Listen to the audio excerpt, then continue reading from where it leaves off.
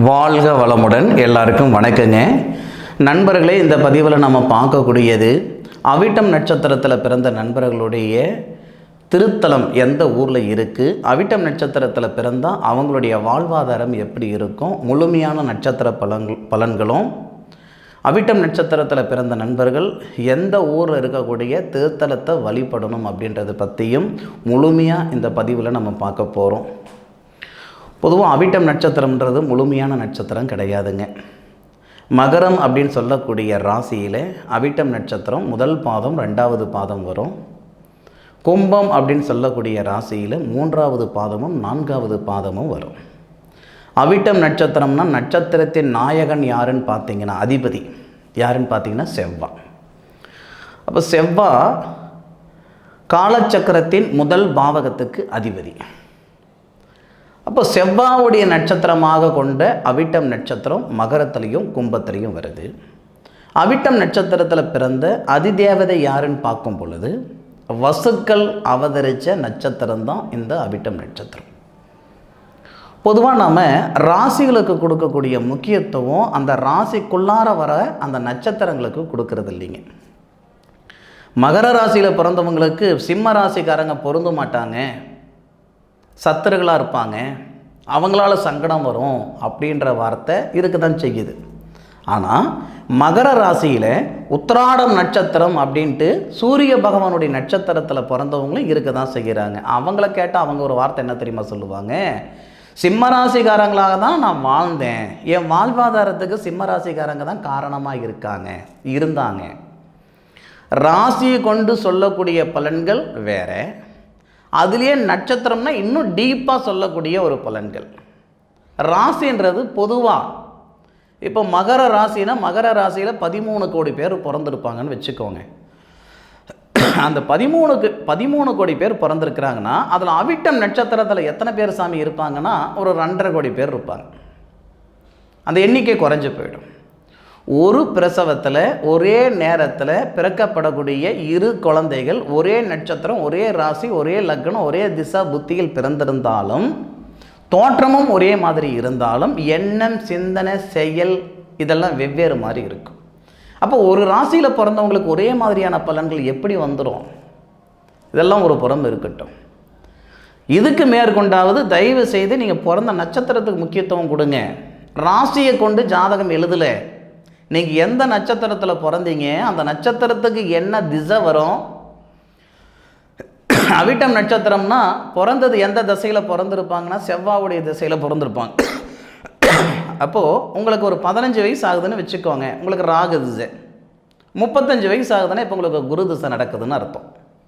அப்போது வயசு ஆக ஆக நடக்கக்கூடிய திசை மாறும். திசை மாறினா அந்த திசைக்கு தகுந்த மாதிரி தான் பலன்கள் வரும். அவிட்டம் நட்சத்திரத்தில் பிறந்த நண்பர்கள் வழிபட வேண்டிய திருத்தலம் எந்த ஊரில் இருக்குது அப்படின்னா,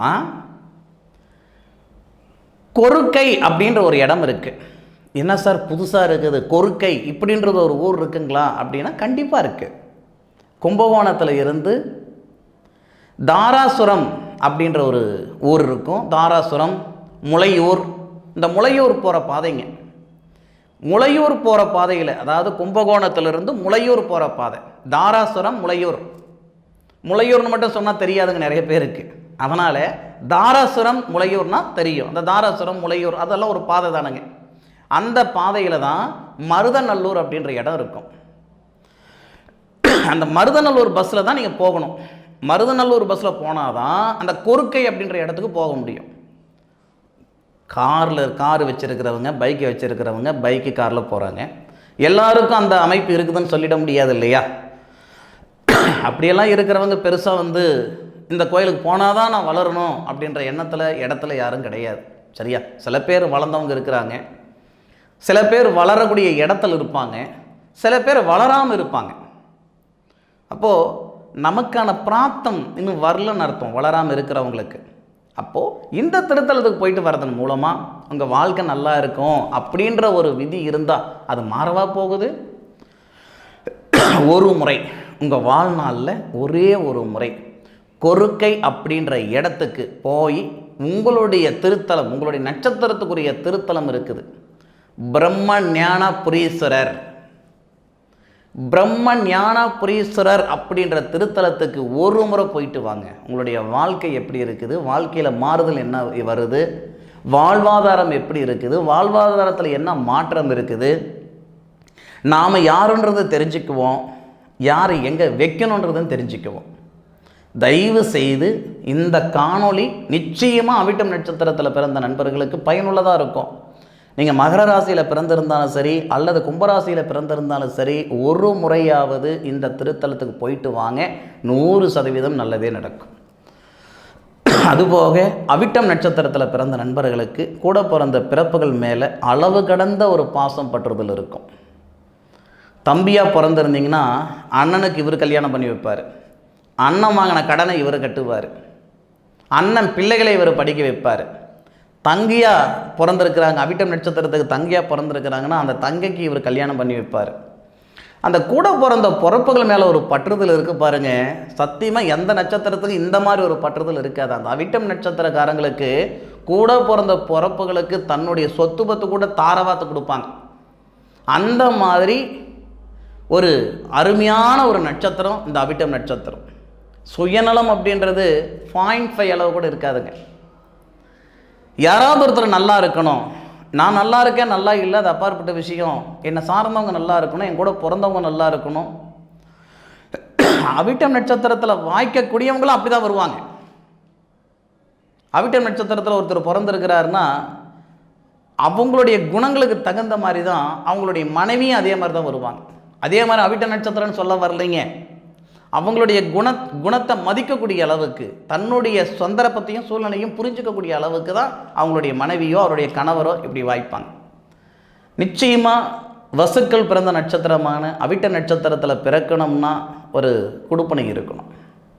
அருமையான நட்சத்திரம், அற்புதமான நட்சத்திரம். முதல்ல இந்த கோவிலுக்கு நீங்கள் கொருக்கை அப்படின்ற இடத்துக்கு பிரம்ம ஞானபுரீஸ்வரர் திருத்தலத்துக்கு ஒரு முறை நீங்கள் போயிட்டு வாங்க. நிச்சயமாக உங்களுடைய வாழ்க்கையில் மாற்றம் வரும். இந்த கருத்துக்கள் உங்களுடைய கருத்துக்கள் தனிப்பட்ட கருத்துக்கள் இருக்கும். இந்த பதிவு பார்த்துட்டு அந்த கருத்துக்கள் இருந்தால் இந்த பதிவில் கமெண்ட்டில் பதிவு பண்ணுங்க. மீண்டும் அடுத்த ஒரு அற்புதமான தருணத்தில் உங்கள் அனைவரையும் சந்திக்கும் வரை உங்களிடமிருந்து விடைபெறுவது உங்கள் வீட்டு ஜோதிட நண்பனான மா காளிதாஸ் மணிகண்டன். திருச்சிற்றம்பலம். வாழ்க வையகம், வாழ்க வளமுடன்.